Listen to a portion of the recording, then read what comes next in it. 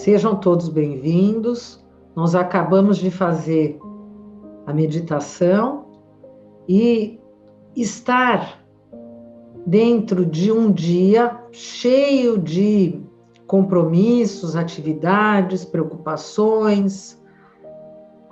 E quando a gente pode estar juntos, entrando nesse estado meditativo, fazendo essa conexão através da nossa vontade, através da nossa intenção, sabendo que nós não estamos sozinhos, nós estamos juntos de forma física.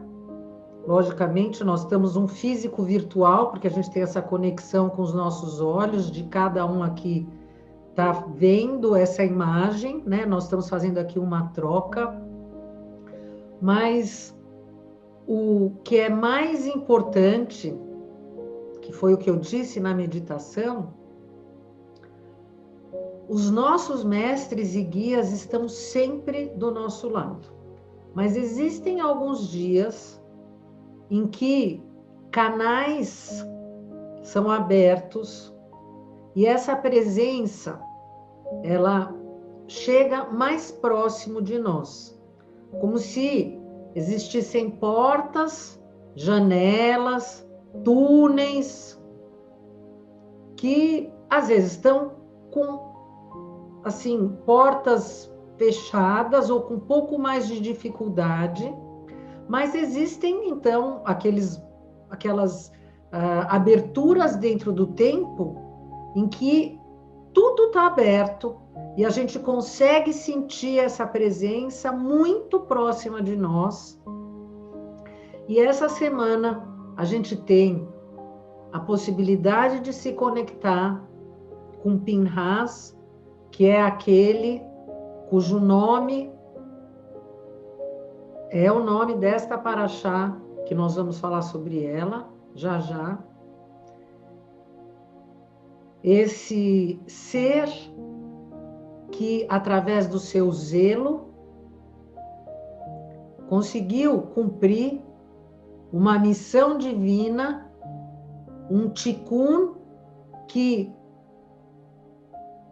auxiliou, transformou toda uma realidade, e ele fez a correção, não só dele, mas também dos filhos de Aaron, Nadav e Avihu.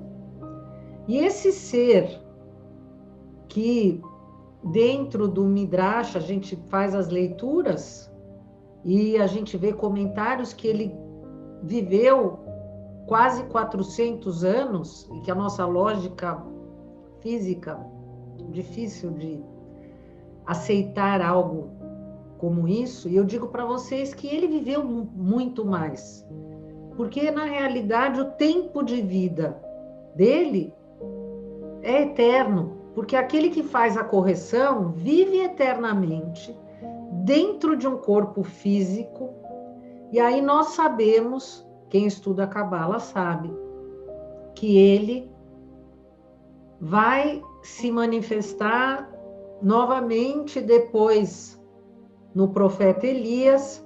E se a gente sabe que o profeta Elias subiu aos céus em uma carruagem com o próprio corpo físico, então ele ainda vive. Ele está aqui conosco. Quantas cerimônias em que a gente convida o profeta Elias, quando a gente vai numa sinagoga, a gente tem lá a cadeira do profeta Elias, uma cadeira, às vezes nós, que tivemos fora da época de pandemia, oportunidade de fazer Kabbalat Shabbat juntos na minha casa, muitas vezes a gente tinha uma cadeira e a gente falava, que engraçado, ninguém sentou nessa cadeira. Eu não sei se vocês se recordam. E a gente falava, é a cadeira do profeta Elias, ele está aqui conosco. Muitas festas, a gente deixa a porta aberta, a porta da nossa casa aberta, para convidar a presença dele. Então, essa semana em que a gente está tendo essa Ai, desculpa, que eu estou ficando... ele está aqui conosco. É uma presença que a gente sente muito intensa, com esse convite tão amoroso que nós estamos fazendo aqui. Tenham certeza que quando a gente chama, que é maior prova disso, os nossos mestres estão aqui. Apesar de todo o frio, o calor dessa presença está aqui conosco. Então, ele já foi convidado muitas vezes para estar conosco e com certeza ele está conosco aqui agora. Então, gratidão infinita por essas palavras, que são palavras que trazem imortalidade e trazem todo esse amor que o nosso Criador, esse verdadeiro amor incondicional, amor sem fim, que através dos nossos mestres a gente consegue incorporar e chegar mais próximo e sentir esse calor. Bom, então vamos dar início para o nosso encontro já dentro dessa vibração de amor maravilhosa. Não pode existir nenhum tratamento de cura mais forte ou que faça algo assim tão efetivo como um momento igual a esse. Eu vou deixar essa vela que representa essa nossa vontade, essa presença iluminada aqui do nosso lado. Tá aqui.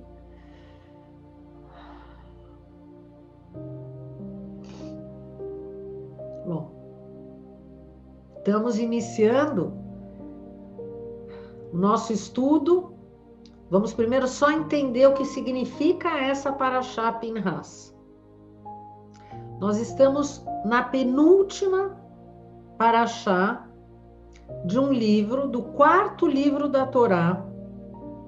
Daqui a 2 semanas, a gente acaba a leitura de 4 livros e nós vamos entrar no 5º livro, que se chama Devarim, palavras, chamado de Deuteronômio. Quem está dentro do estudo sabe que a primeira palavra traduz uma síntese da essência, porque ela é a semente de tudo que está sendo manifestado. A primeira paraxá de um livro traz a semente de tudo que vai ser manifestado. A última paraxá é o resumo de tudo aquilo que foi manifestado dentro daquele livro. Então, se a gente está na penúltima paraxá do 4º livro, porque o 5º livro, que representa Malhut, ele é o resumo de toda a Torá. São as palavras de Moisés para nós como um resumo de toda a Torá. Então vamos indo de trás para frente. Aí, se o 5º livro é o resumo de tudo, e se a última paraxá do 4º livro é o resumo do 4º livro, quando eu estou na penúltima, que é esta, eu tenho a última, por assim dizer. Como se fosse assim, a conclusão final. Se eu tenho que fazer um projeto, é como se todo o resto, a partir de agora, fosse uma revisão do que aconteceu. E é realmente uma revisão. Porque a partir de agora, na realidade, já a partir dessa semana, nós já estamos entrando num processo de preparação para o Rosh Hashanah, que vai acontecer daqui a mais ou menos 2 meses. Tudo está interligado e como é maravilhoso a gente poder entender exatamente como esses processos acontecem para que a gente possa aproveitar o máximo possível dessas oportunidades. Porque realmente é uma vida muito vazia, muito pequena, muito triste, quando eu não posso aproveitar de todas essas novas chances que cada um tem para transformar. puxa, eu tenho um infinito de possibilidades e eu tô só no meu 1%, quando podia ser tudo muito mais grandioso. Então, eu transbordo de satisfação e de gratidão de saber que tudo isso chegou até nós.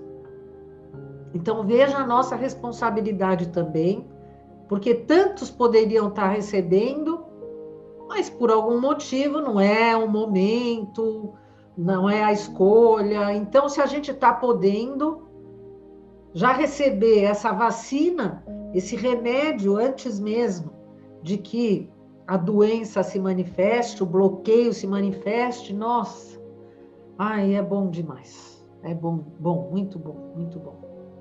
Então, nós estamos aqui no ápice. Por isso, essa é, quem sabe, uma das explicações da complexidade e da importância dessa porção. Vamos lembrar que na semana passada, Balaque e Bilam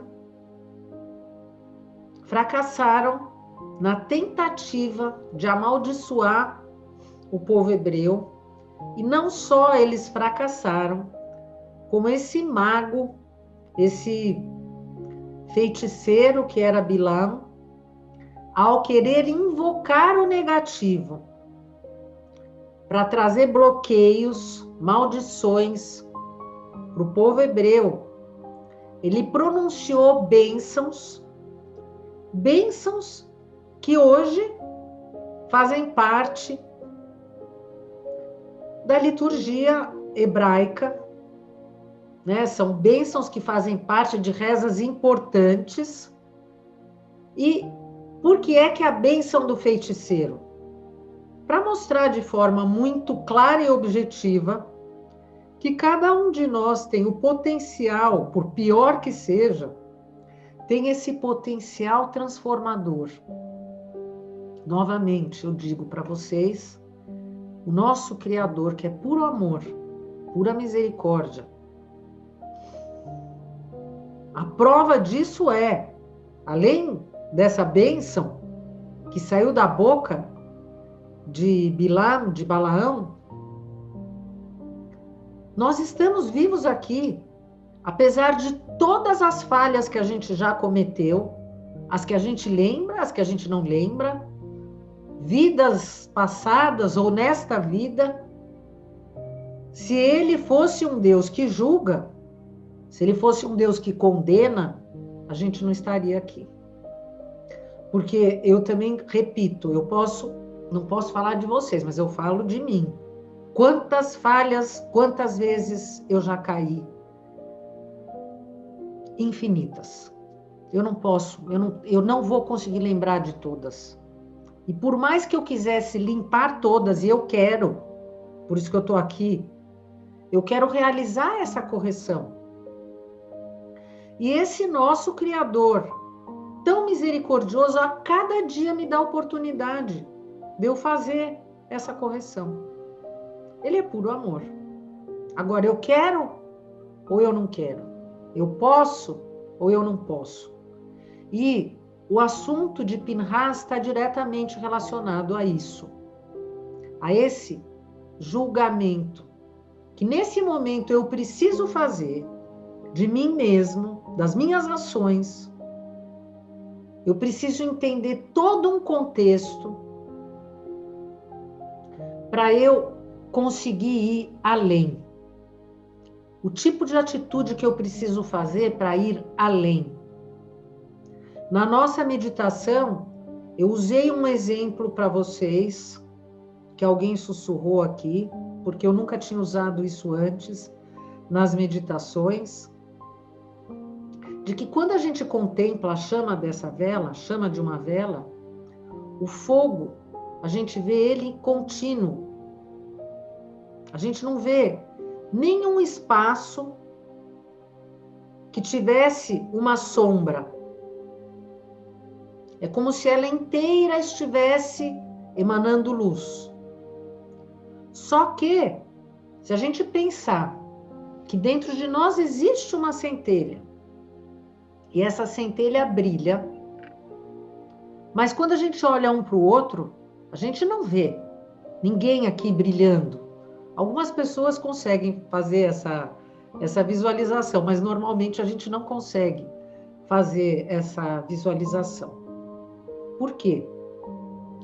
Porque existe algo, uma sombra que encobre essa aura dela aparecer. E quanto mais negativo, mais espessa essa cobertura, de forma que chega um momento, não só que o brilho dessa pessoa não consegue sair para fora, a gente até fala, puxa, que pessoa pesada, porque tem algumas pessoas, infelizmente, que são pessoas pesadas, a gente sente essa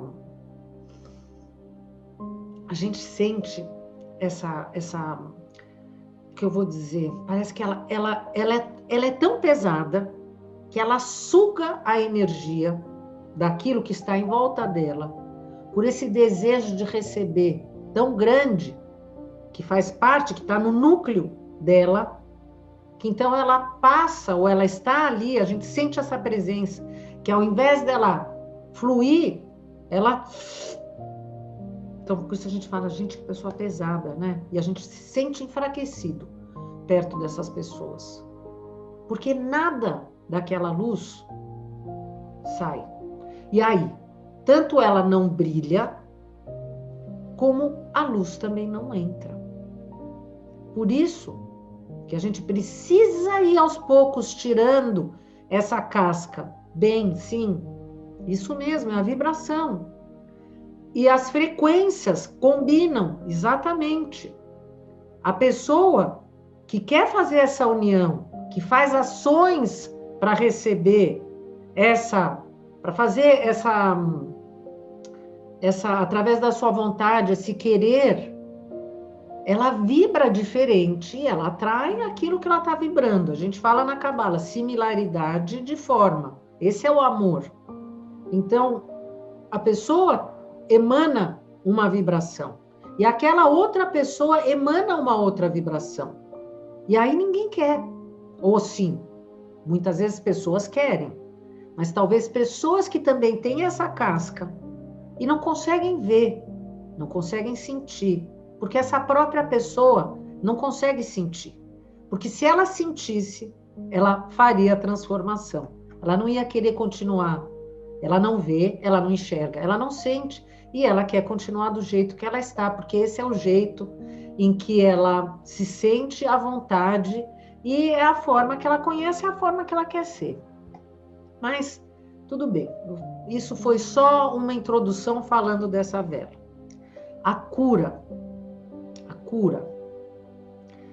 Balaão era uma pessoa que tinha uma abertura espiritual tremenda. Nós, inclusive, fizemos essa equiparação entre ele e Moisés. Os dois tinham uma grande abertura. Só que enquanto Moisés tinha a abertura dentro dessa consciência da árvore da vida, Bilam era esse grande, mas dentro da consciência da árvore do conhecimento do bem e do mal, dentro desse lado escuro e desse lado das sombras.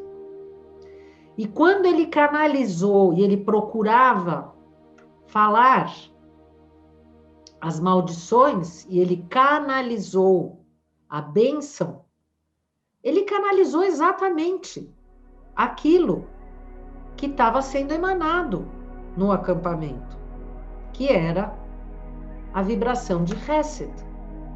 Então, ele não foi uma fraude, ele não foi como que eu vou dizer? Às vezes a gente escuta, né, de pessoas que têm uma sensibilidade a mais, mas que às vezes abusam dessa sensibilidade. Então, a gente chama às vezes, olha, era um charlatão. Então, ele não era um charlatão, ele era alguém que tinha essa abertura. Mas aí vamos voltar e relembrar da história. Então, eles fracassam no assunto de pronunciar as bênçãos. Mas quando eles estavam realizando essa guerra, que ninguém viu e ninguém soube, porque a gente sabe também que isso é uma guerra interna. Quando eles estavam lá na montanha, olhando para o acampamento, e eles viram lá tudo organizado, se diz que o respeito era tão grande entre as famílias, que a porta de uma tenda era virada para a costa de uma ou para a lateral da outra tenda, para que um não visse a entrada da tenda do outro, para que um respeitasse a intimidade do outro. E a gente sabe de leituras que a gente fez anteriormente, da posição de cada uma das tribos, como elas eram colocadas, quer dizer, era tudo muito já determinado, perfeito, quer dizer, ali era um sistema para que a luz ficasse nessa melhor vibração. E tanto ele quanto o Balac viram tudo aquilo. E aí eles viram, puxa vida, mas se existe aquilo, nós que somos aqui da escuridão ou das sombras, a sombra não pode competir com a luz, porque a gente sabe, onde tem luz, não tem escuridão. Eles se viram absolutamente destruídos. Então eles pensaram, eu preciso atacar, porque senão eu vou desaparecer. E aí, qual foi o outro plano? Que é o principal dessa semana. É a palavra que se chama equilíbrio. Equilíbrio entre duas forças. Equilíbrio entre Hesed e Gevurah. Equilíbrio entre funções diferentes dentro de um sistema. O equilíbrio da saúde do nosso corpo, aonde nós temos vários órgãos, cada um com uma função diferente, mas todos importantes, todos precisando realizar uma missão, uma função, que nenhuma é mais importante do que a outra, mas todas são necessárias, e que quando um deixa de fazer a sua parte, desequilibra absolutamente todas. E aí, quando isso acontece, a pessoa adoece. Agora, vamos tentar trazer para essas semanas estreitas esse contexto. Vocês sabem que nós estamos, então, durante 3 semanas, desde do 17º dia de Tammuz, que foi o dia do pecado do bezerro de ouro, até o dia 9 de Av, nós vamos meditar nestas sequências sagradas para a gente conseguir receber luz sem queimadura. E a gente fala semanas estreitas, semanas entre apertos, porque são semanas de muito julgamento. Por quê? Porque quando aparece muita luz, não tem filtro, a gente já falou, não tem Shekhinah, e aí aparece mais a sujeira. Se a gente quer cura, o que a gente deveria fazer? Pedir julgamento. Mas eu quero saber quem aqui tem peito para pedir julgamento. Eu digo para vocês, por mim, respirar, e eu vou dizer, eu vou ter um longo caminho. Eu quero conseguir limpar para não precisar passar pelo julgamento. A cada dia de manhã, nas minhas orações, nas minhas meditações, eu peço a presença dos mestres para que eles estejam do meu lado, para que eu tenha os olhos para conseguir enxergar a oportunidade de eu limpar antes do julgamento aparecer. O que faz o justo? O justo pede o julgamento, porque ele quer limpar. Só que ele já é o justo que já limpou. Ele já fez a correção. Precisa muita coragem para a gente pedir.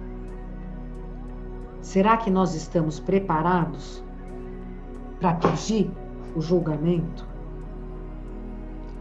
Porque para a gente se limpar, a gente precisa ter essa coragem.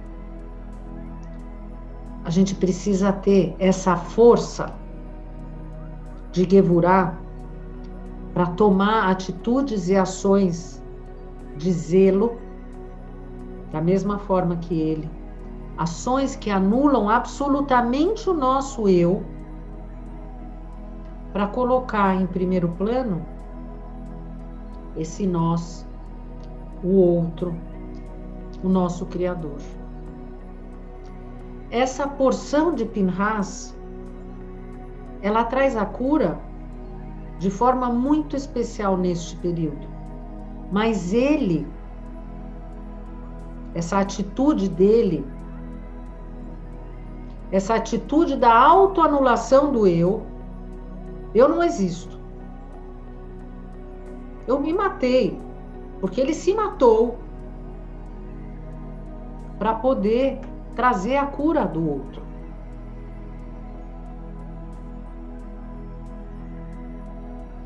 O nosso estudo acontece justamente porque nós não queremos precisar se matar pela doença, pela dor, por um câncer, para conseguir se aliviar da nossa correção. Para trazer o equilíbrio, se a gente pensar nos elementos,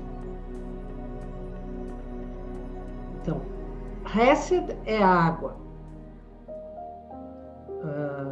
Gevurah o fogo. Quando a gente une, isso é algo que me, assim, quando você une a água e o fogo, vem ali o quê? Vem ali um vapor, vem o ar, que representa a nossa vida, que representa esse potencial de respirar. Sem o ar que preenche o nada, não existe a vida.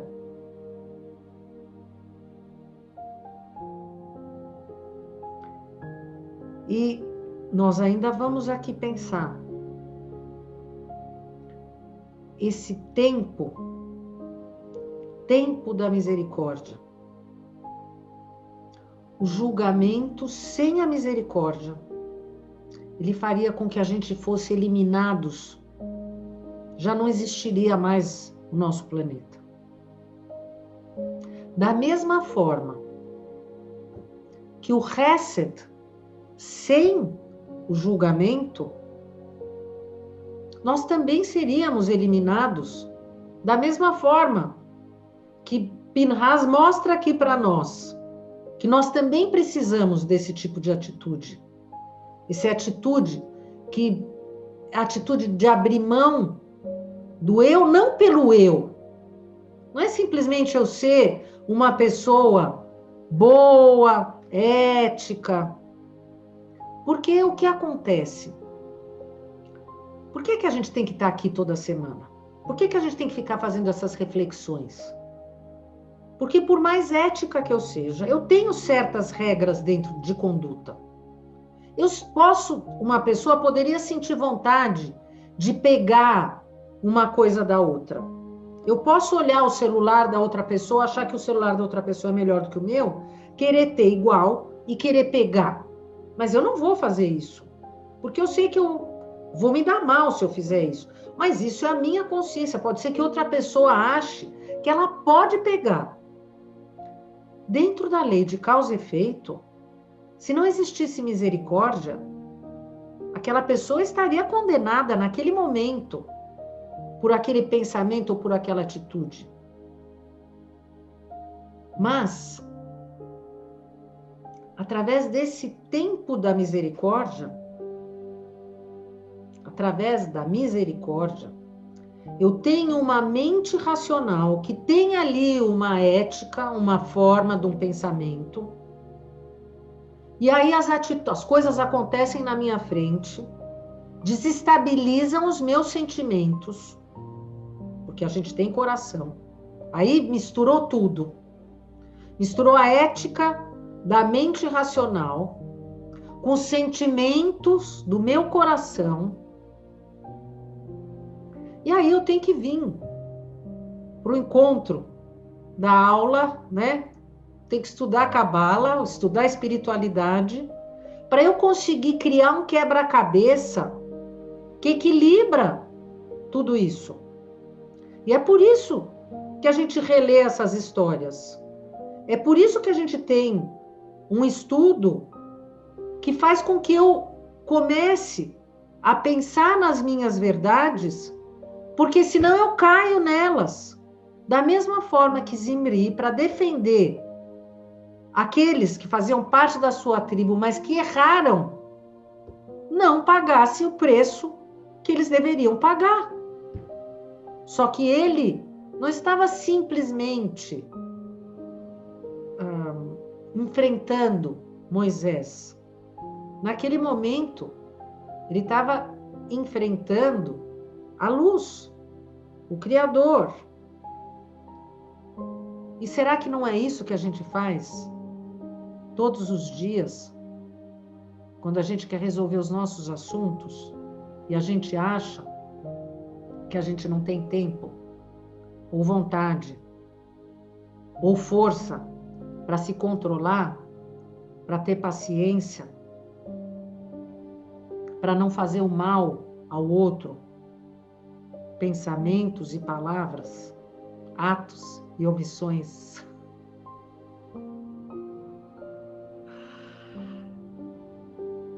A gente precisa refletir muito e a cada ano nós vamos crescer. Eu separei dois pedacinhos do Zohar, eu vou ler para vocês, para completar a nossa conexão.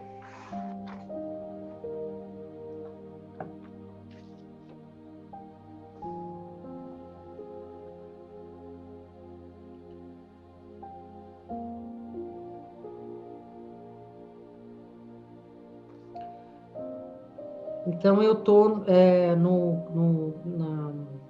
no parágrafo 385. Mais comentário do Rava Shlag, tá? No Zohar do Kabbalah Center. Uma abundância de energia de cura flui sobre a existência. Através dos mistérios da águia, Avraham e a luz da manhã, os portões da misericórdia se abrem para que possamos nos curar e finalmente erradicar todas as doenças do mundo. Agora, os doentes conseguem se levantar de suas camas à medida que a humanidade sai das garras dos seres negativos. O que significa? Através dos mistérios da águia. Quando a gente pensa na carruagem, quando a gente pensa naqueles animais sagrados, a águia é aquele animal que simboliza Tiferet, o equilíbrio, aquele animal sagrado que está nesse ar, que eu falei para vocês que é o equilíbrio, que é a união desses dois elementos, da onde o ar traz a força da vida. E falar de Avraham, nós estamos falando do trabalho dentro da Shabbat, o Shaharit, que é a manhã do sábado, enquanto a gente tem na sexta-feira o julgamento, no sábado a gente tem a presença de Abraão, que é Hesed, simbolizando Hesed. Os portões da misericórdia se abrem para que possamos nos curar, finalmente erradicar as doenças do mundo. Porque quando eu estou nesse poder e nessa força do equilíbrio, eu não tenho doença. Os doentes conseguem se levantar de suas camas à medida que a humanidade sai das garras dos seres negativos. Mas os seres negativos, eles estão dentro de nós. Os seres negativos existem dentro de nós. Balak, Bilam, dentro de cada um de nós. Mas nessa semana e sempre, nós queremos que essa centelha divina brilhe e ilumine nós mesmos internamente e aqueles que estiverem em volta de nós. Essa energia que a gente quer se conectar e a gente pode trazer e manifestar aqui e agora. Eu vou estar com vocês na sexta-feira de novo no canal do YouTube, às 6 horas. Vamos juntos acender as velas. Vou trazer essas meditações novamente na sexta-feira para adoçar o julgamento dentro dessa Shabbat tão poderosa. Então, vamos estar juntos, vamos ter essa possibilidade. Vai ser maravilhoso se a gente puder estar vibrando dentro dessa mesma consciência e que todo esse potencial de cura trazido através de Pinhas, que de levita se tornou o Cohen, depois no profeta Elias, a chave da imortalidade, toda a sabedoria da Cabala, que a gente possa juntos, unidos, manifestar aqui e agora. E que assim seja. Shalom. Obrigada pela presença de todos. Shalom.